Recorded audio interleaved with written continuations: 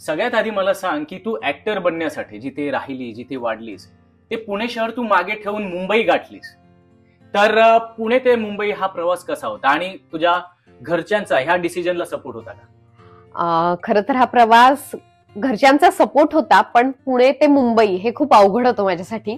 कारण मी पुण्याबाहेर कधीच गेले नाही. म्हणजे लहानपणापासून मी नाटकाचे दौरे वगैरे करतेय, पण तेव्हा कसं ती एक फॅमिली माझी झाली होती आणि मी लहान होते. मी 5वीत असल्यापासून नाटकात काम करते, कमर्शियल नाटकात. सो 5वी ते 10वी 5 वर्ष मी पुण्यात अविनाश देशमुख म्हणून आहेत, त्यांचं सीमांत संस्था आहे, त्यात मी काम करत होते. आणि मग जेव्हा मी मुंबईत यायचं ठरवलं, मुंबई ही स्वप्न नगरी आपण असं सगळेच म्हणतो. सो इथे येताना एक भीती होती, कारण माझे कुणीच रिलेटिव्ह किंवा कुणीच मुंबईत नव्हतं.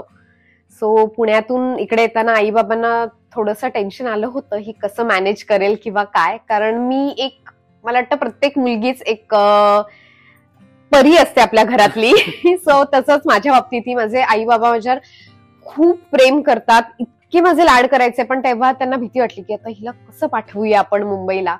पण त्यांनी डिसिजन घेतला, तो तू जाऊ शकतेस, तुला ज्यात आनंद आहे, तुला जे हवं ते तू कर.